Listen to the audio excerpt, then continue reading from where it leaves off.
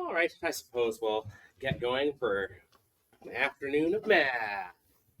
Um, so, couple of announcements. One, sorry about the typo. I did fix it. If you I mentioned it in my email. If you didn't read it, whatever, I'll still announce it anyway. Because I know most people don't read emails. There was a typo in when I built the solutions myself. I made a mistake. So then I put, hey, you should be able to simplify to this, which was a mistake, which threw everyone off probably. Because what it likely means is in trying to get to that, you probably made the same mistake I did, which means if you did, obviously I'm not going to penalize you when I go to grade it, right? You're going to get all the credit. If you made the same mistake I did, I'm going to be very generous on it. You don't have to worry, which is easy for me to say when you're like, oh no, now I probably screwed it up. Yeah, well, maybe, but so did I. So it's easy to make mistakes on messy algebra sometimes. So I did say you didn't have to redo it. If you already submitted, I'll deal with it. So yeah, that's that. I do have the first chapter review assignment that I call them. So assignment 1 is posted. It's due this weekend. It's like 3 questions. It's not too bad.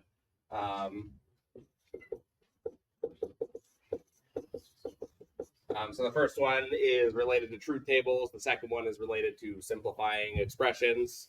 And that one's correct. I double checked. So if it's not, then wow. But there's also a third question, which is about working with logic gates, just to show you that these truth tables and logical operators have correspondence in computing, right? They build logic gates with these operators. And I'll show you a demo of the software either today if we have time, or more likely on Wednesday at the end of class. I'll just be like, hey, it's really easy to use, but I just want to make sure I show it off. And at that point, I'll probably also show you, this is like a question that is stupid to a general audience, but to a group of computer programmers is extra stupid. But I'll do it anyway. Who here has heard of ChatGPT? Yeah, right? So what I run into in this class in the past is there are a lot of you who like using it. And that's fine. It's a tool. I'm not going to say never use tools because that would be ridiculous. You're programmers. There are lots of tools to do lots of different jobs. It is a terrible tool for math. Because who here knows how a large language model works? Okay, so it is a sophisticated version of hitting the predictive text button on your phone after your phone has learned how you text for about a year and a half. It uses statistics to predict the most likely answer to the question you have asked, which means if you are asking it very hyper-specific math formulas, it has never seen that, so it finds the closest match and gives you the answer to that. So it is terrible at math. Now, that's not me saying there are no tools to do it. My point is use the right tool for the job. So I want to show you Wolfram Alpha, which is like that for math. Yeah? So I showed my son that about doing like fed math and all that. I showed him how to type it in the ChatGPT, and I explained everything. So I gave the problem, and then it did it wrong. Yeah. It didn't follow its own steps. And that's the exact reason why, is because what it does is it has poured all of the internet results ever and learned on it, and then it says, hey, you've asked 5 times 12. Actually, no, let's say 100 times 132, which a calculator can do literally instantly. And ChatGPT will probably give you the wrong answer because it looks and it's like, I've never done this problem. I've never seen it anywhere, so I don't know how to give you an answer. So it gives you the most likely answer, which is wrong. And the reason why I bring it up is because I saw in my very first term, I saw students trying to do truth tables using ChatGPT, and it was like torture. It was pulling teeth, right? Because they would type it into it, and it would give a different answer every time. And they're like, I don't know which one's right. And I'm like, okay, that's still interesting because if you understand how to do truth tables, you can look at the output and then, it's a starting point, and then you can fix it from there. And then you still had to understand how truth tables work, and that's fine, right? That's using a tool. But students are students, so they go to ChatGPT and they're like, do my homework for me, please, is usually what they want from it. And it's absolutely dreadful at that. it's kind of okay at programming, and I want to caution you because there is a story. It is a true story where someone asked ChatGPT to produce code for them, and it imported fake libraries, just very fake libraries. So what did malicious actors do? They went and made those libraries real, but they are malicious libraries that essentially ruin your code. They infect. It's malicious, right? It's malicious code now. So I don't think it's so much of a problem anymore. It's probably fixed itself, but like they didn't know what the code did, so they imported a library that they didn't understand, and some bad actor turned it into a malicious library, and now they wrote malicious code. So you got to be careful with that. And at the end of the day, ChatGPT can solve academic problems. When someone at the company you work for says, we have this very hyper-specific problem that we need you to solve, you need to write this specific function that does this specific thing, it's not going to help you anymore. So basically what you would be doing is setting yourself up for failure. You're going to do all your courses, you're going to be like, great, I did great. And then you're going to work in industry and you're going to be like, I have no idea how to do any of these problems, and you'll never get a job. So that's a warning. Again, though, it is a tool, and we like using tools. My point here is on Wednesday, I'm going to show you use this tool so that instead of hammering a nail in with a screwdriver, you're hammering a nail in with a hammer, right? Make sure you're using the right tool for the right job. But anyway, that's just, as students always, like, if I don't mention it, inevitably they find themselves trying to use it. So I have to bring it up. What else do I have for announcements? Oh yeah, the group selection form that I put on Blackboard, it's due on the 30th, which just means it closes. So if you change your group or add someone to your group or something like that, just let me know after that date, after the 30th, and I'll make the changes. It's not a problem. It's just make sure you've submitted whether or not you're working alone or who you're working with by that point, just for my own bookkeeping. It's just helpful for me. But if you want to torment me, you can just not do it. That's also fine. I won't penalize you for it. One thing I did notice so the quiz 2 has been graded. I have them here if you want to pick them up. It was nothing stood out as shocking, right? It was everything was done well, except sometimes you had like a typo or something like that. But I did have some students submit online, and that's fine. I don't know the name of the software. Someone mentioned it. It's basically like LaTeX, but light. So if this applies to you, please render your output. I can read raw LaTeX, but if you want me to give you feedback and diagnose it, I'm not parsing it. You can take the extra step to render it to PDF or PostScript or whatever, right? Don't make me do it. I didn't penalize this time, but if you make me do that, I will take marks off. So, because then I have to render it myself, and you're making me do your homework for you, basically. So use the tool, but make sure you render it. Okay, I think that's all I have for announcements. So I guess we'll just putz along. So this is technically the start of a new chapter. And we're going to talk about sets, which are, you'll notice a lot of connections between sets and the logic we just talked about. And one thing that I like to do when I start a topic, because I kind of did it with the logic, is you're a cohort, you're computer programmers. This is a math class for you specifically. So in calculus, it's not uncommon for me to get the question, hey, why do I care about the limit definition of a derivative? And then I look at the student, I'm like, I don't know why you care, right? There's so many of you in so many different programs. I don't know what you need. And honestly, you're probably not going to need this. So in this course, though, that's a terrible answer, right? I should be able to say, hey, this is why you care. So for sets, why do we care? Well, they're collections of objects, so those are useful for just general talking about math. We're going to use a lot of notation from set theory that we need to make sure that we're all on the same page for. But when we're talking about sets, we talk about operations on them, union, intersection, difference, that sort of thing. Those are all important for understanding SQL. So when you're talking about joins, specifically inner and outer joins, left joins, right joins, understanding how intersection and union work can be helpful for understanding it, especially Venn diagrams. If you think I have this table being joined to this table, what do I want in that table? I want this joined by this. Well, then if you understand how they connect to set, union, and intersection, you'll know which join to use. So that's why we care about set theory. It just helps understanding when it comes up in your databases course, just a little bit. So that's the reason why. But from a mathematical perspective, the reason why we care is because just like logic, how we introduce the formal logic and then, hey, we got some cool little algebra out of it. Sets kind of have a similar thing where we could talk about, the idea of a set, and then we could talk about operations, and oh, look, there's fun things you can do with them, right? You can take union over intersection, and you can take Venn diagrams and all that other stuff. So sets on their own are interesting. But for sets,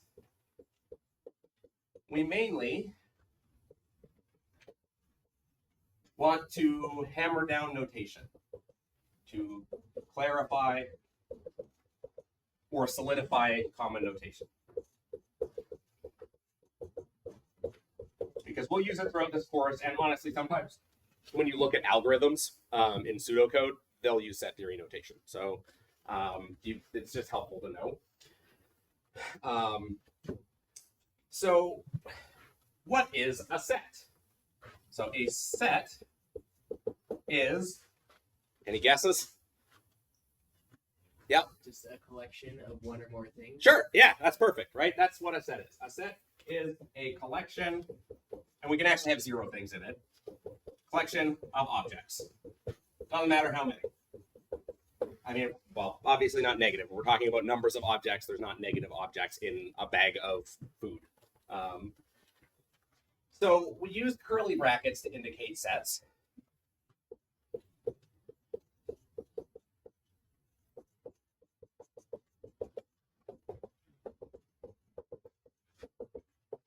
Which I'm like 90% sure is the same notation in Python, right? You use curly brackets to indicate a set in Python. Have you talked about sets in Python yet? Okay. I'm pretty sure it's the same notation because there's sets and there's tuples and stuff like that. I think it's the same notation. For example,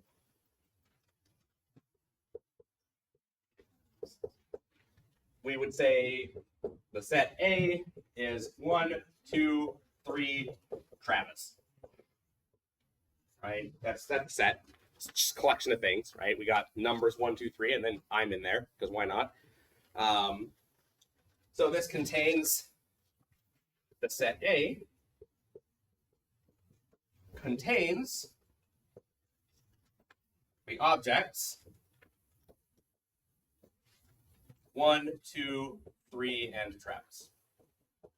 Now, practically speaking, when we're talking about a set, we'll be talking about objects that are all comparable or of the same class. Like we wouldn't put person with numbers, right? We would make 2 separate sets probably. That's kind of for databases, right? You would have set A, which is a collection like social insurance numbers, and then you would have names and addresses. You would join on a primary key between them, right? And well, names can have multiple addresses.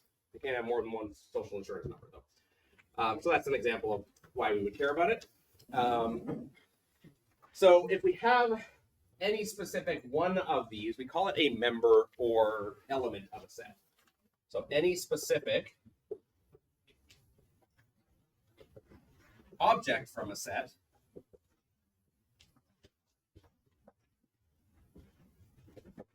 is called a member or element of that set.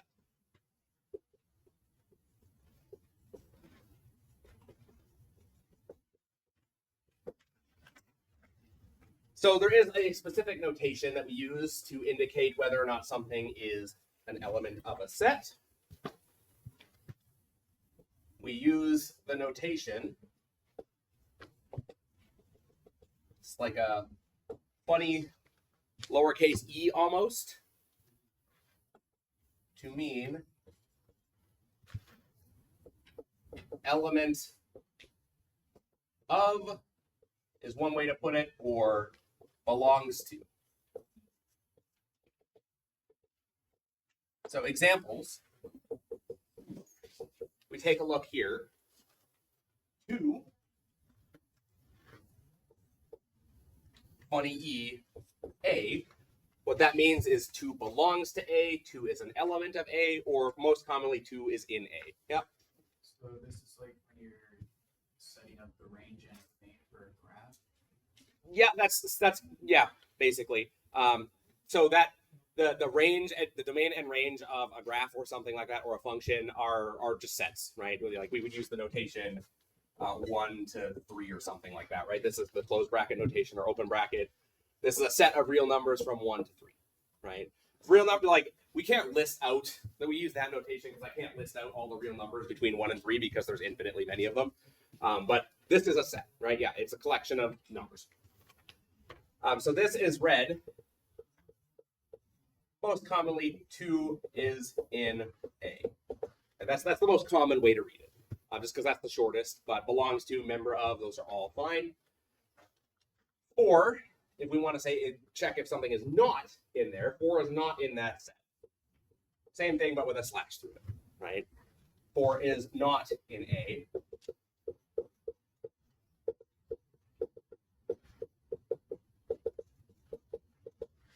Sort of like we think not equals, right? Equals, not equals, but we're not talking about equality here. We're talking about set membership, right? Is this thing in that bag of goods? So this is not worth writing down, but this is like the mathematician of me has to mention it because I'm just like that. So here we've defined a set as a collection of objects. It turns out that's actually a terrible definition for a set. Mathematically speaking, in terms of what we do, even as mathematicians most days, it's totally fine definition, right? It doesn't really matter that much. It's just got stuff in it. But there's something called Russell's paradox. If you just say a set is a collection of objects with no other conditions on it, you can actually get, so you define a set to be all of the sets that are members of themselves. Then that set is simultaneously a member of itself and not a member of itself, which is a paradox, because how can something be in itself but not in itself? Don't worry too much about it. That's my point is the mathematician in me says, hey, this is technically not correct, but also it's fine. We're going to go with it. But it's called Russell's paradox. If you're like, hey, that sounds interesting. I like learning about paradoxes and weird stuff. You can look it up. So when we're talking about sets, more often than not, we use capital letters generally to talk about sets. But there are also some very specific sets that we talk about pretty often that we like to give a special symbol for. So there are some common sets that come up very often.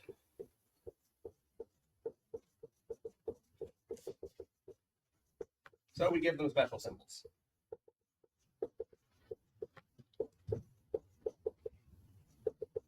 And most of them make sense. I can't write today. So the first one is it's called Blackboard font. I don't know why it's called that. That's the name in typesetting. But it looks like this. It's an N with like an extra slash on it, indicating it is a special N. So this is the set of natural numbers. Or counting numbers. Or whole numbers.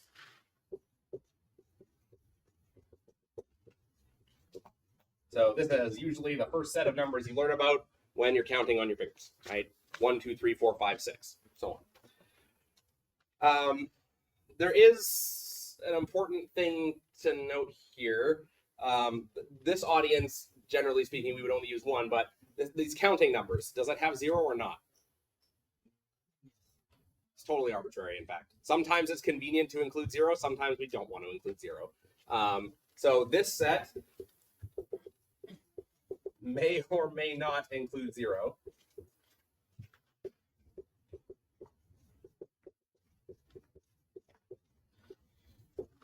For our purposes, though, it does. Purposes. Mostly because, so you can think about it when you're learning to count. Usually you start 1, like you count your fingers. You don't go 0 fingers. You go 1, and so on. So it's kind of natural to do that. But when we're talking about programming, everything starts indexed at 0, generally speaking. So we want to include 0 in our natural numbers just to make it a little easier for indexing arrays and that sort of stuff. If you really need to make a distinction clear, you would usually say like n0 to say, well, this contains 0, or you'd say like n bigger than 0 or something like that to exclude 0. But I'll accept either, right? Like if you say yes, fine. If you say no, also fine. I'll accept either because it is arbitrary. So in other words, this set is 1, 2, or sorry, 0 included, 3, 4, 5, and so on. And this ... there indicates keep going with this pattern, right? This is just go on forever. So this just says keep going. Obviously, the counting numbers don't go 0 to 5 and then stop, right? It goes forever. So we use that notation to say, hey, the pattern at this point is probably pretty obvious. Keep going. That's all that means.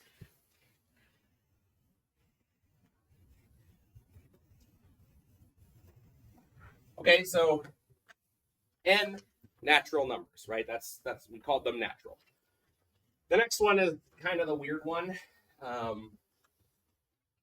It's a fancy Z.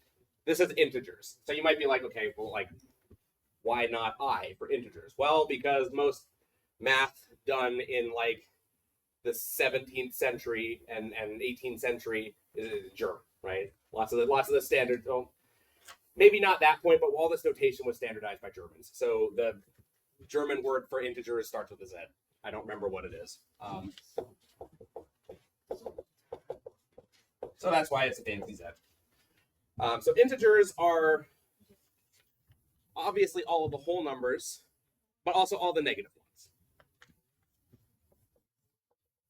Is all positive and negative whole numbers.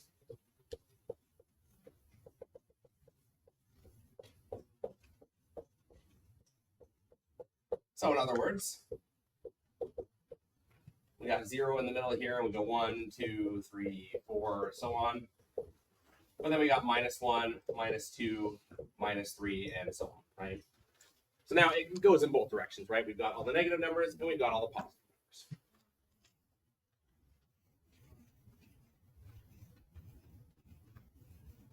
Okay. Next, we've got the rational numbers, which is a Q quotient. This where this one comes from. Also, I think the word for rational numbers in German also starts with a Q, or something sounds like a Q. But the point is, it's rational numbers or fractions. Or fractions. So this is a bit harder to write down in just terms like this, right? Because, you know, there's sort of a natural, just ascending order here, right? We just sort of count them, but we don't have that for rational numbers quite so easily. So these are all numbers of the form A over B, where A, so this is the notation that I'm trying to solidify here. We would say A is in the integers and B is in the integers. Right? So A and B are just integers. This is what this is saying. So you take two integers, put them on top of each other. That's a rational number. Is there any problem with the definition as I've written it down, though? Anything stand out?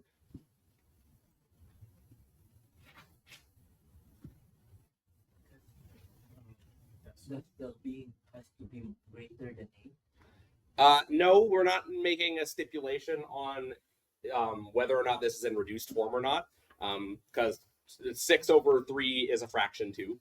That would be totally fine. But there is a problem with the B here, right? When you're making a fraction, is there a number that you can't have on the bottom? 0. Yeah, right. We need B to not be 0.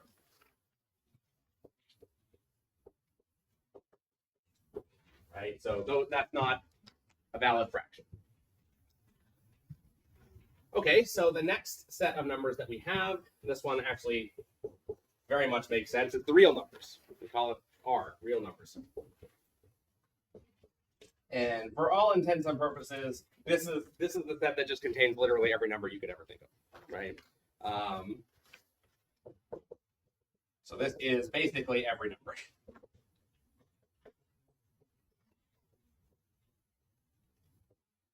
Rational, so these, or irrational. So that would be stuff like square root of 2, which is an irrational, means ultimately it's infinite decimal that does not repeat, right? Another one that you would know is pi from high school math. There's another one, it's E, Euler's constant. The point is these are just non-repeating decimals, right? So it contains all of the fractions and also all of the ones that we can't write as a fraction, just everything. Okay, so those are the most common sets of numbers that we would care about. There's technically more, actually, like the complex numbers, which include the imaginary constant I. Then there's actually something even bigger than that called Hamiltonians, which is, don't even worry about it. But you can keep going with this. There's other sets of numbers, but honestly, for almost all purposes, we just stop here because that's all we really care about.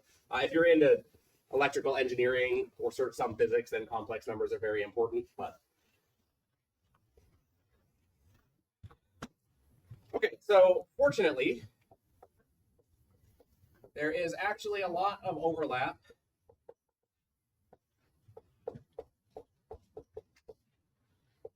between sets and logic.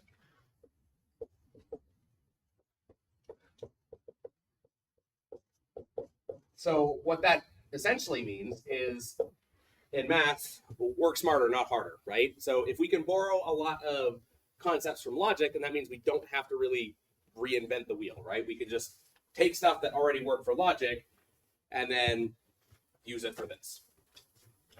So some examples. If A is a set, then P of X, meaning X is in A, is a formula that's true when X is in A and false when X is not in A. It's true when X is in A and false when X is not in A.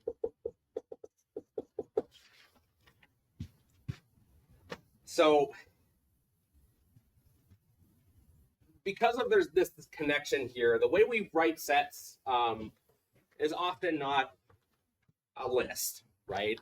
That's usually pretty cumbersome to try to write something out like that, especially when that list is infinite, right? The pattern might not be immediately obvious from like 3 elements, right? So just you'd have to write down like 10 of them and then ... and that's a bit annoying. So usually the way we construct sets in notation is using logical statements. So it's common to write sets in terms of logical statements.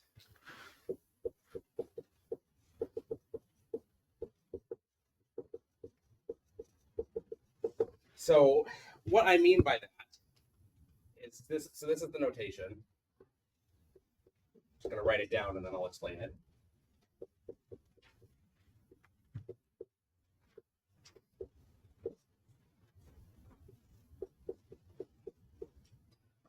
This notation here is usually how we write a set.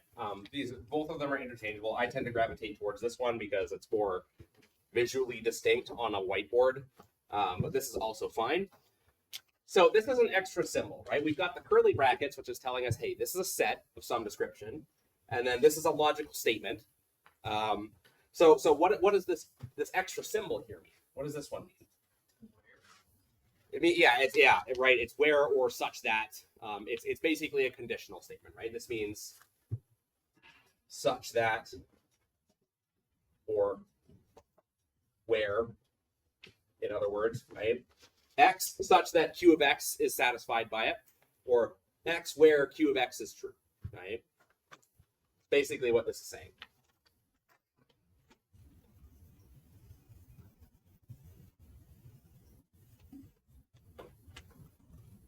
So this is read as X such that Q of X is true, or X where Q of X is true, right? Both of those are fine. So an example of this, yeah, this is all stuff. I mean, it's probably been a really long time since maybe you've seen this notation, but I'm like, let's say 80% sure it's covered in 30-2. So if that's what you last had, I'm relatively confident it's covered there. So if we assume all involved numbers are integers, which is already a bit cumbersome,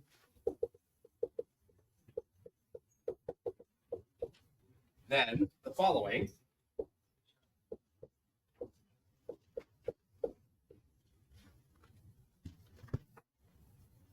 is basically saying, all right, give me all the integers such that that integer is bigger than 0.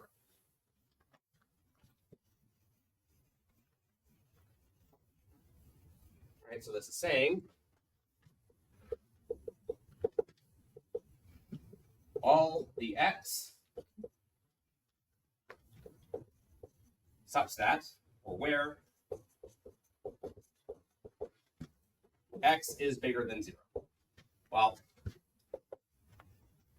technically, we have another way of saying that. That's the natural numbers without 0. So what I was saying, we want to distinguish it. You could also change this to just be that. And now it's just the natural numbers as we've defined them.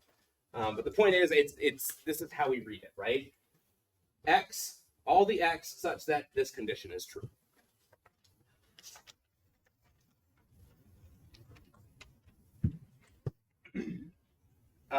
So when it comes to using, so we could also write this, again, we have written it as 0, 1, 2, 3, 4, and so on, right? So that and so on has some ambiguity there, right? I kind of mentioned it, that when do you stop writing numbers in the list, right? If you're trying to list it out, and there is no answer to that. Probably more than one, because if I just wrote down this, okay, how does that help, right? Because this could be 1, 2, 3, 5, 7, 11. At that point, you'd be like, okay, that's prime numbers. It could be 1, 3, 5, 7. Okay, that looks like odd, right? But you kind of see what I'm doing there is as soon as you are the one who decides that. As soon as you look at the pattern, you're like, oh, okay, I know what that is. Then you just write ... right? So maybe you need more prime numbers to see this is the list of prime numbers. So 13, 17, 19, and now you're like, okay, that's prime numbers. So you decide when to write that, but as a general rule, if you're writing for someone else, especially, just documentation style things, you want at least a few, just to make it relatively likely that the person who reads that ... will know what the pattern is. And if you only write like 2 of them, you're like, yeah, it's obvious what the pattern is to me right now.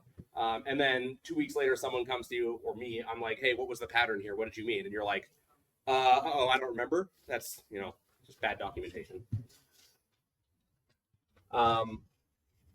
So there's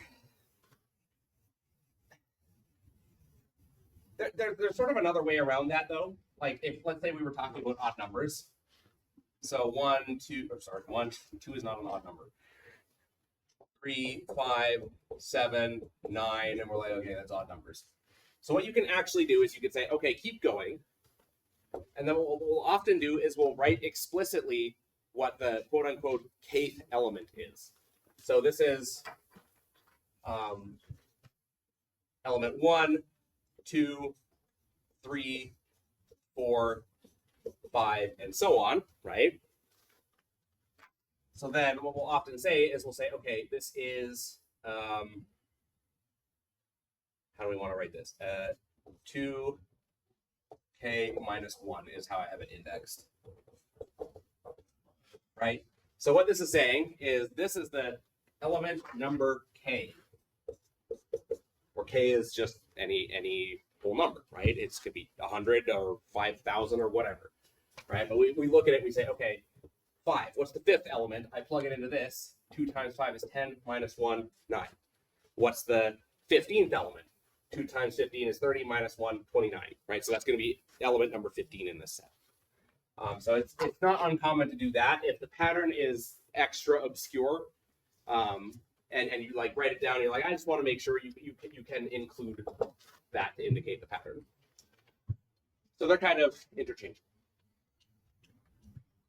Okay, another example. So we talked about, the natural numbers, the integers, that sort of stuff, some important sets that are common everywhere. There's another one that's really important, and that's the empty set. So this set is like a 0 with a slash through it. So what is the empty set? Well, it's just the set with nothing in it. And you might be thinking, okay, but like we're talking about a collection of objects.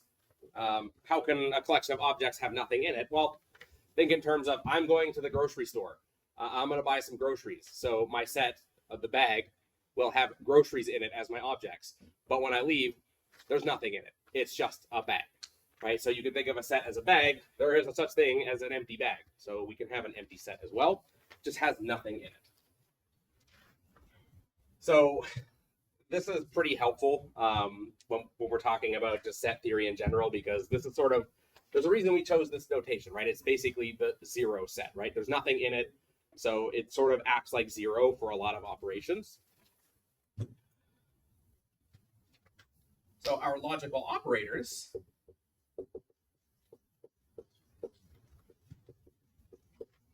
translate into sets nicely too.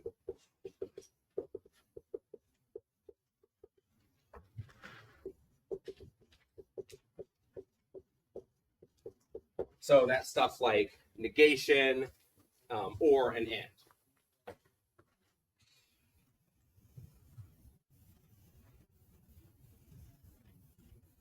So the first one,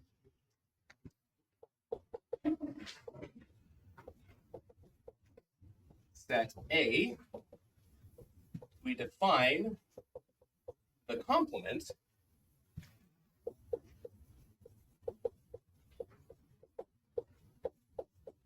of A. So we put a little C above it. That's not a power. That's just notation. AC complement. So the complement is everything that is not in A. So it's going to be X such that X is not in A. So we're going to take everything that is outside of A. And this again is context dependent, because if we think, in terms of this set here, right? So here we've got all the odd numbers. So if we were to find, so let's call this set B. So what's the complement of that going to be? Just without like even worrying about like set theory and stuff like that, just thinking logically. Yeah, exactly, right? Like it's, this set is all of the stuff that is not in B, right? So it's going to be all the even numbers, right? Because these are obviously integers, or whole numbers, I guess. And that's what I mean by context, right? Because right here, sure, we've listed 1, 3, 5, 7, 9. This is the obvious pattern. If we don't agree that we're talking about whole numbers here, then this is just every real number except for those ones, right? So we do have to be specific again, but this is again like the conversation about universes where it's usually pretty obvious, right? We're talking about the complement of this, it's a list of whole numbers, then this is probably also going to be considered in terms of whole numbers. So context matters, but generally obvious. If in math, if someone really wanted to be a stickler about it, then we would tell you if it's not obvious. If you were ever like, hey, are these integers or real numbers? That's never a dumb question. That's always like, if it's not written and you're like, I don't know, then it's always a good question to ask. But this sort of corresponds to negation, right? Not. X not in A, right? So we could even say like negation A, right? Just negates that symbol. Okay. If B is another set, then a cup B, that's the LaTeX word for it. This is called intersection. And so it's going to be defined as all of the stuff where X is in A and X is in B. So this is what I mean by sort of just borrowing the logic, right? We just got an operation on sets, like this is a set and this is a set. We do something to make a new set, but all we did was we took our logic rules, right? We didn't really invent anything new here. So A intersect B, called the intersection,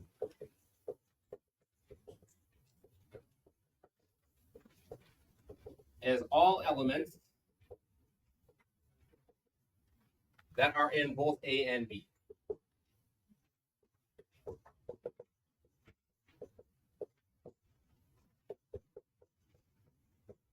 I'm going to say simultaneously. Right? It's important that, you know, when I say A and B, it's not the collect, like dumping them all together. It's in A and it's also in B at the same time. So you can think of this as like finding matching pairs, right? In you got 2 bags of groceries and you're like, oh, we both bought the same thing. You take those out. So we also have the union.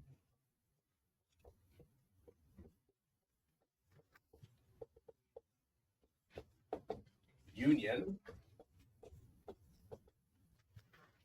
So just, we're going to be lazy.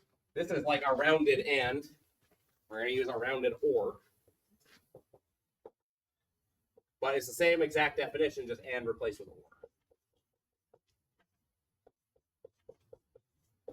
So this is all of the stuff that is in either A or in B. Again, this is not exclusive, so if it's in both, that's fine too, right?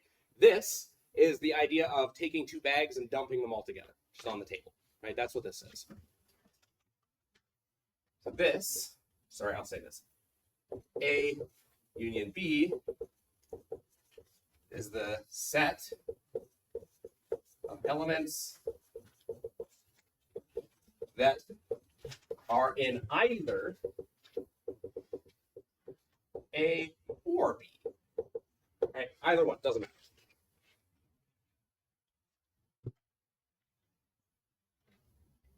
And it's not uncommon, so looking at this notation, because there's this deep connection just in the definition between logic and set theory, it's called A intersect B.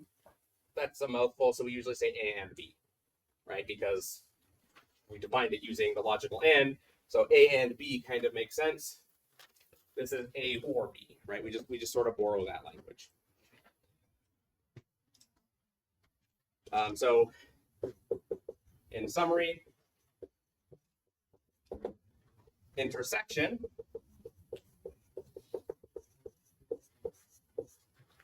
is what do my bags have in common?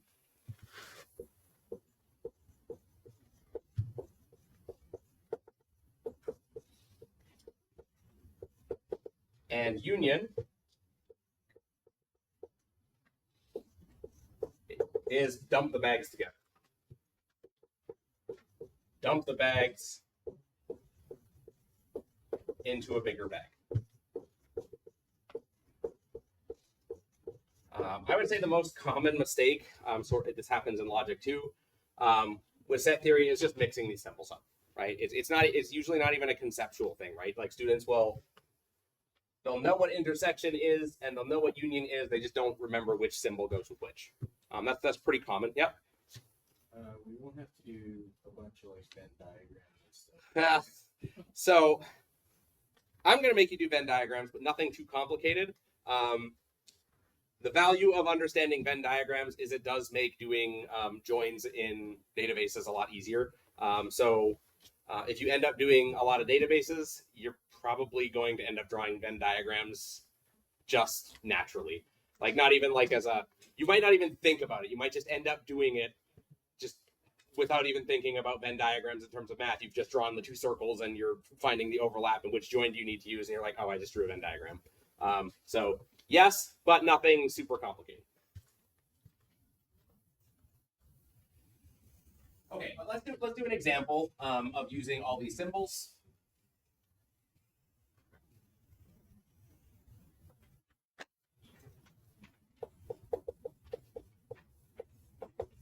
So suppose the universe,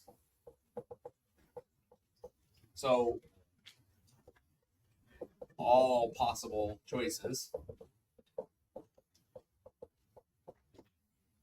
is pretty limited. I think I have it like 10 elements or something like that. Yeah, it's 1 through 10.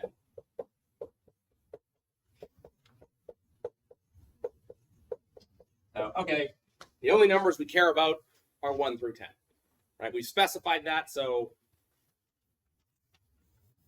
makes it pretty clear. So let's let A be the following set. 4, 5, 7. And B is this set.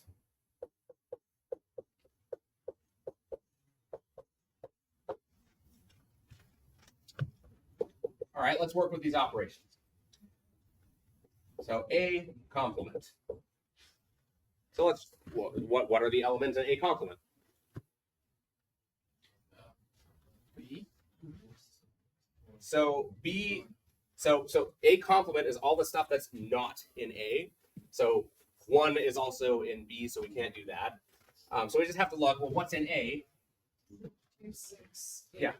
2, 6, 8, 9, 10, right?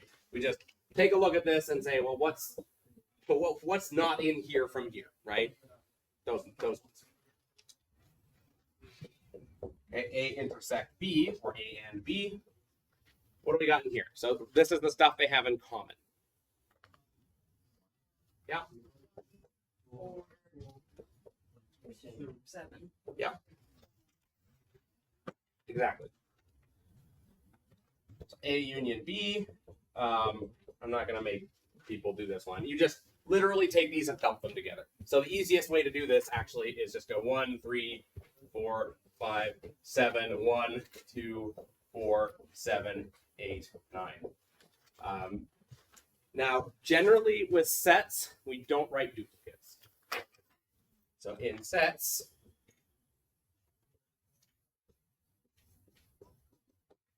don't write duplicates. And that's when you talk about data types in Python, that's also true for sets in Python. We don't allow duplicates in that data type. So what we do is we just go through this and we look and we say, okay, there's 1, does it appear anywhere else? Get rid of it. 3 doesn't appear. 4, it appears.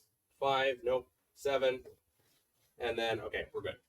So if we crossed out all the duplicates, this is 1, 3, 4, 5, 7, 2, 8, 9, right?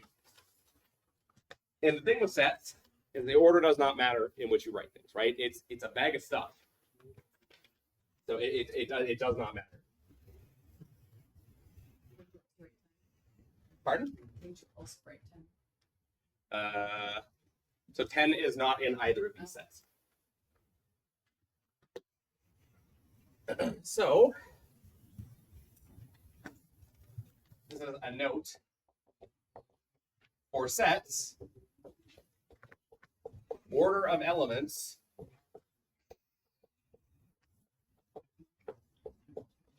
does not matter. So you can we look at this, we're like, yeah, it's not in ascending order. Well, who cares, right? We could move stuff around if we want, but what? It's just a collection of stuff, right? I don't sort my groceries in alphabetical order either. Okay, so when we're talking about sets, it can sometimes be convenient to put this in a diagram. So often with sets,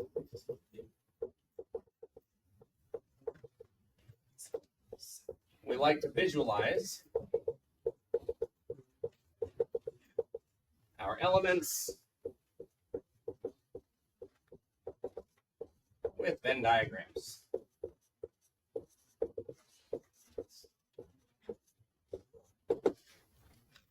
So this is something that probably everyone remembers doing. So you just draw circles that overlap, right? So we've got our set A here, we've got the set B here, and they overlap with each other. This is the intersection, right? This is the stuff that they have in common. You can do a 3 set as well, which is harder for me to draw on the spot. Looks terrible, but that's fine.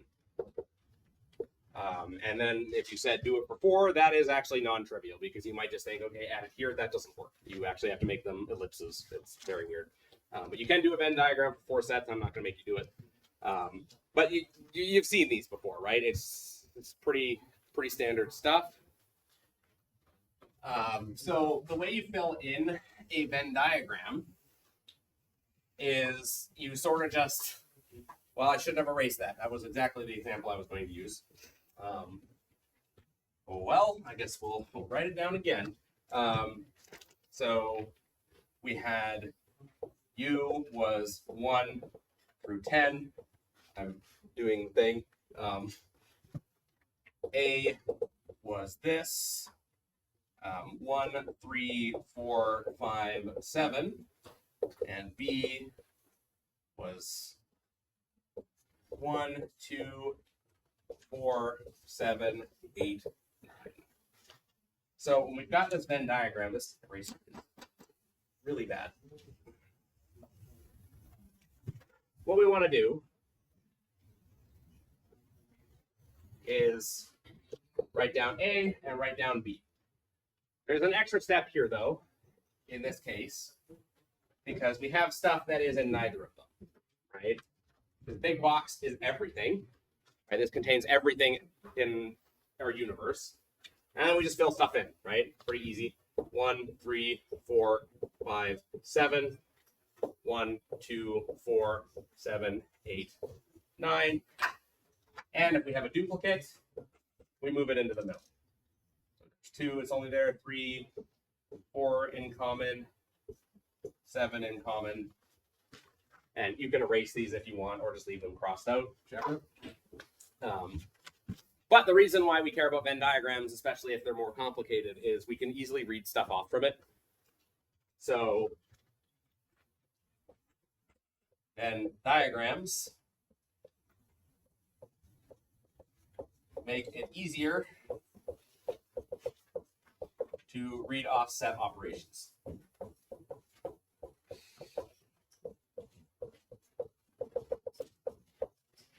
Right, so if we're looking for A intersect B, oh, sorry, there's actually extra stuff here. It's, what are we missing? 1, 2, 3, 4, 5, 6 is sitting alone out here, and 10 is sitting alone out there, right? So if we want, what's the intersection? Well, it's the stuff they have in common, right? Right? It's what do they share in common?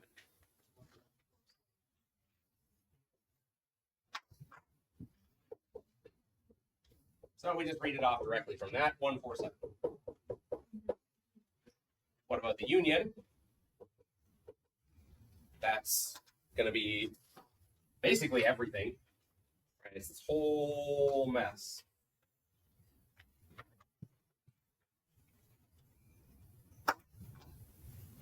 So we just write down everything we see, right? 3, 5, 1, 4, 7, 2, 8, 9. Right? Again, doesn't matter what order you write it in, just write it down. We can also read out the complement.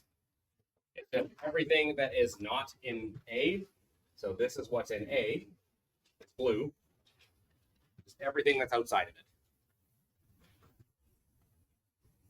I'm going to shade around it to say, hey, it's everything outside of that. So what do we got outside of that? 2, 8, 9, 6, 10. And for two sets, we probably don't need the Venn diagram to do this, but it can be easy. Like, it's easy to fill in Venn diagrams when you have a given list of objects. So, if you have 3 and it's already filled in, it's easy to read stuff off from it, right? You just grab it.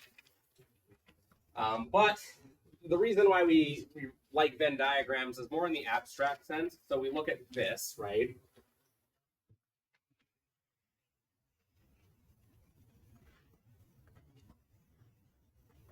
So we often use Venn diagrams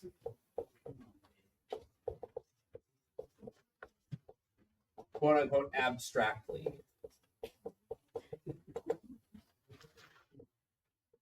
So just shading.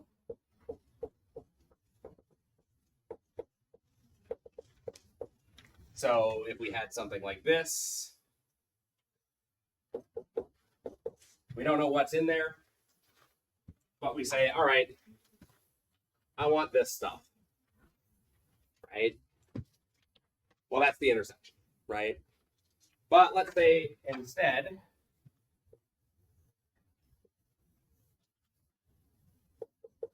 I looked at this and I was like, hey, actually, what I want is this stuff, right? So now, see, I've sort of removed B from it, right?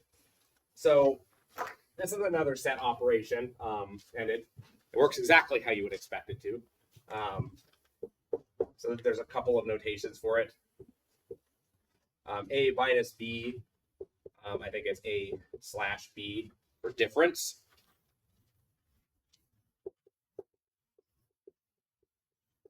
So this is everything that's in A that's not in B, right? Or sorry, yeah.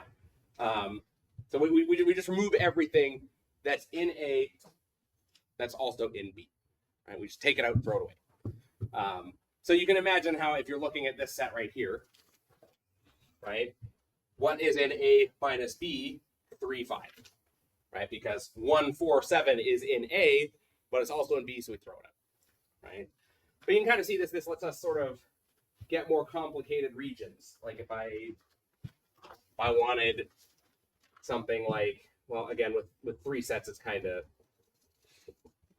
bad, but like this is A union B minus the intersection, right? We want everything in A or B minus what they have in common, right? So like you can kind of see how if you draw a Venn diagram, you can kind of figure out what specific things from table A do I want and from table B.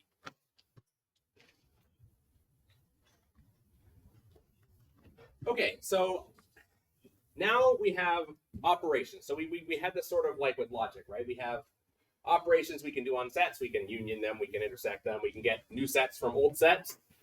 But what about comparing, right? What ways can we compare them? Well, there's one that's pretty obvious. And that's the idea of two sets being equal, right? They're equal if they have the same stuff, right? Like, pretty straightforward definition. So to compare, we want to define equality and subset. So again, equality is pretty obvious, right? I would say equality A equals B if A and B have the same elements. Right? In whatever order they are, who cares? So what is the idea of a subset?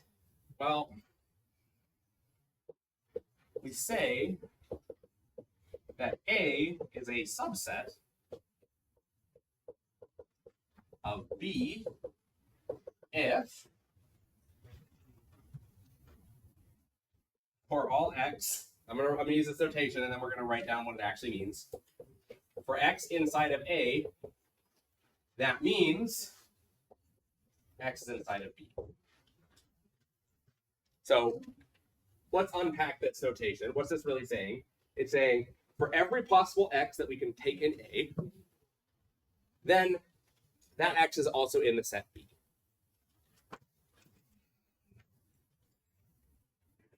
This says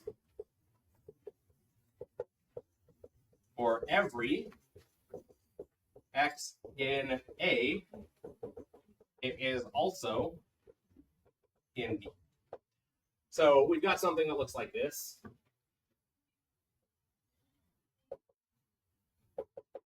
Right? We've got some bigger set B that A sits inside of, right? Because everything in A is also inside of B. There might be stuff that's not in there, but it sits outside.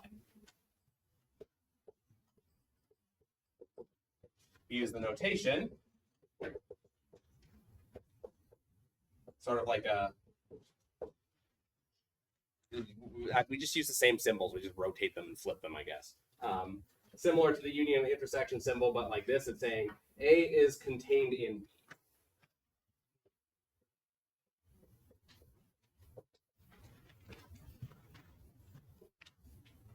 Okay, so the technical definition for equality in sets is annoying. It's actually that A is a subset of B and B is a subset of A is what equality is, but I think we can just say they have the same stuff, right? That's good enough definition.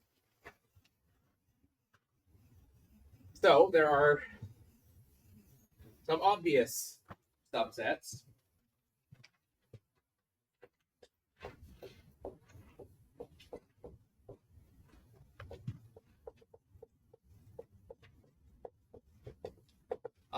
We have the natural numbers, and those sit inside of the integers, right?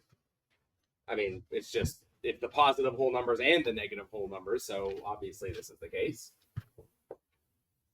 These sit inside the rational numbers, because if you just took A over 1, right, now you've got every integer, right? Because A is an integer and the bottom is 1, so that's just every integer, right? So obviously this one sits inside of here. This sits inside of the real numbers by definition, because this is just every number ever, basically. So of course it's going to contain the rational numbers. It also contains some extra stuff, but it contains the rational numbers. And then technically the symbol for complex numbers is this, and the reason why is this is x plus I, y. X and y are real numbers, so they're, if we just cover that up, then it contains the real numbers, right? But this one, you don't have to worry about it. That's just sort of, if you've seen it, because you like electrical stuff, then that's what it is. Okay, so we have one last piece of terminology. Well, not really, but one more piece of terminology. And again, the point of this stuff is that we're all on the same page for terminology, right? So that it's when I'm saying these things are out loud, you're like, oh yeah, I remember him saying what that meant, right? Two sets, A and B, are called disjoint if their intersection is the empty set. So they have nothing in common. So in terms of Venn diagrams, it would look like this. They don't overlap at all. Nothing in common.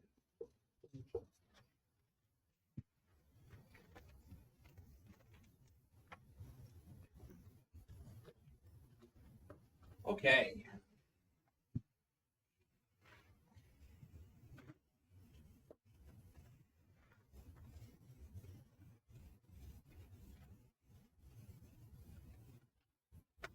Well, I'm going to make you do some math now. Right. So I'm just going to write down 3 sets. Let's say 1, 2, 3, 4, 5, 6, 7, 8, 9, 10. A is 1, 3, 5, 6. B is 1, 4, 2, and 7, 9. We're doing it live. We're sending it. So what do I want to have here? Let's do 2, 7, 8. 2, 7, 8, 9, 10. All right, I got some sets. So find the Venn diagram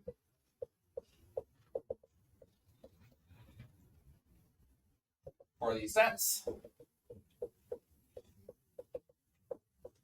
And also some other stuff.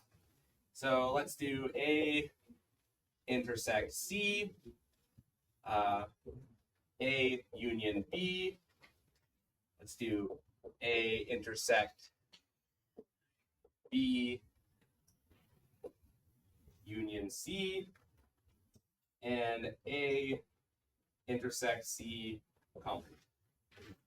So I just wrote down some random stuff. So right here, notice how I have brackets here, right? So just like sets, or sorry, just like logic, do brackets first.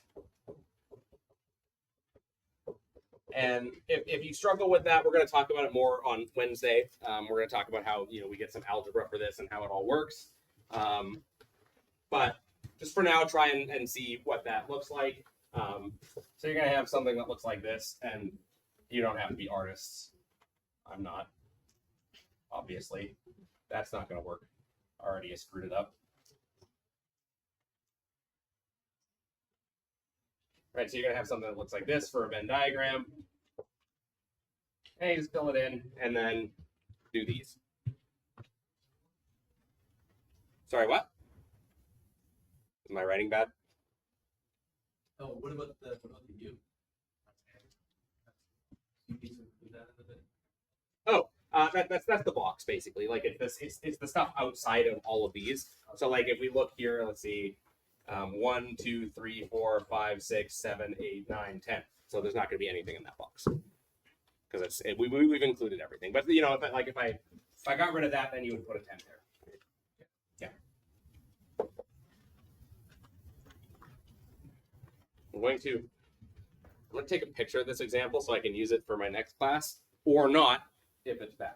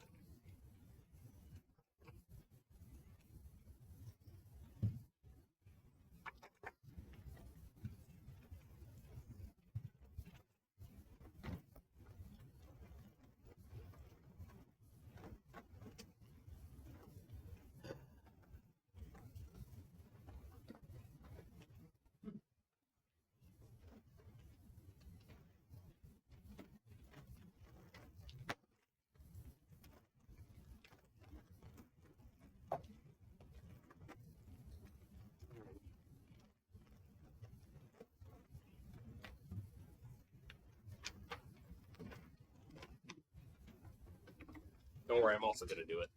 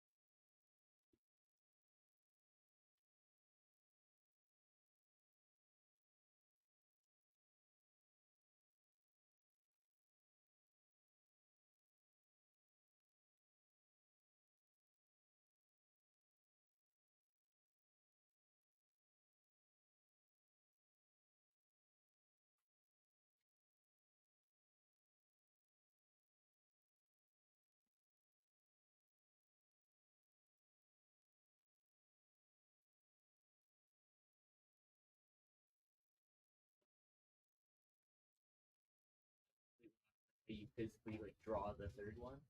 Oh, okay. So, yeah. To be clear, if I have when I'm like, hey, I need you to fill in a Venn diagram, I'll give you one. You don't have to draw this. But what I do is I draw the first circle, and then I sort of start at like the bottom rightish, and I loop around like that, and then I start at the bottom left and loop around like that, and then that gives you the overlaps. But how does that make it like or? What do you mean? Like how do you indicate if a Venn diagram is like in the center, if it's and or? So if it's in the center, it's an and always. Yeah. Right. So you don't really indicate an or. If it's an or. So let's say this is A and this is B and this is C. If we wanted A or C, then we would sort of find the like just all of A or C, and then everything that's in those regions will be A or C or B or C. So you don't really indicate or so much as you just sort of draw over things and see where they are. there's not really a convenient way to do it. The best way to do it is to just think the operation of union is dumping the stuff together. So like, you know, this one here where it's A intersect B, then union C, find A intersect B, and then I put that down, and then I dump whatever's in C with it. All right. If you want, I guess. I mean, I was gonna, in the last couple minutes, I was just gonna write it up here, but yeah, I can come look at what you got. But, you know, these are those situations where when I don't prepare it in advance, this is not a guarantee. So if we have different stuff, I need to think about it. Yep.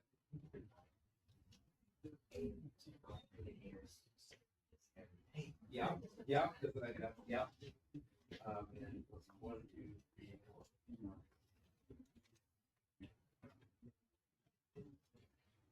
Let's say number of this stuff is and then this is.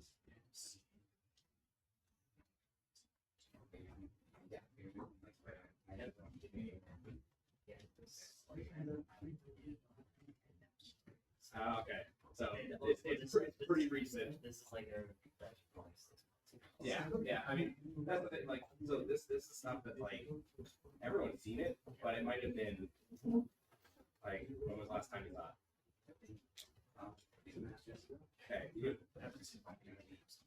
Okay. Yeah. So like everyone's seen it, but it's maybe been a hot minute, and it is one of those funny things where it's one of those things where like let's say I draw it for it, and then the person's like, oh yeah, whatever, easy, and then you go and do it yourself, and you're like, wait a minute. I kind of forgot how to do it. Yeah, we just as you're writing down, I just like think what you said. Yeah, the action. It's all just like It's but like I remember it. Yeah. So this is Yeah, that's what I got. Which means It could be wrong. we could both be wrong. Like on the yeah, but then it together. yeah, right. We go together. I guess I'll write down what I got on the board, with the disclaimer of maybe I'm wrong. I think we got some matches, so we're probably right. But I welcome alternatives. So that's the empty set, which makes this everything. This. Again, order doesn't matter, so you might have written it down in a different order. This is what I got. 1, 7, 9, 10, 2, 8 is what I got. Oh, I thought you wanted us to actually physically draw the Venn diagram. Oh, so yeah, I mean, both. So filling in the Venn diagram, here's what I got. 5, 6, 1, 4, 7, 9, 10, 2, 8 is what I got for the Venn diagram. Which should match up with these. I mean, A intersect C is this part here, and there's nothing in common, so that is already a good sign. Oh, I accidentally did it right and then made like 4 more Venn diagrams. So your first attempt was this one, and then you're like, wait, that can't be right. Yeah, I did a separate Venn diagram for Yeah. every single one. Oh, okay. Yeah, you can use the same one to save yourself some effort. Although,